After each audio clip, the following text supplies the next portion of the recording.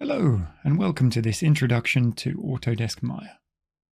Autodesk Maya is a 3D computer graphics software that is widely used in the film, television, and video game industries for creating 3D models, animations, visual effects, and simulations.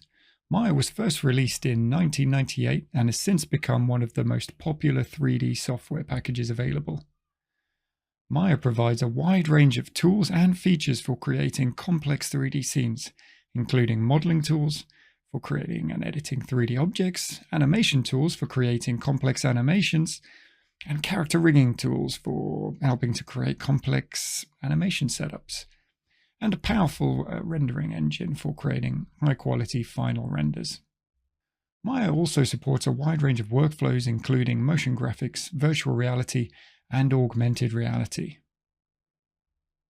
Additionally, Maya has a flexible scripting interface that allows users to automate tasks and customize the software to their specific needs. Whether you're a professional 3D artist or just getting started with 3D graphics, Autodesk Maya is a powerful and versatile tool that can help you bring your creative ideas to life. Let's go into more detail on how to use some of the important sections of Maya in our following tutorials. Thank you for listening, and I look forward to seeing you in our next tutorial.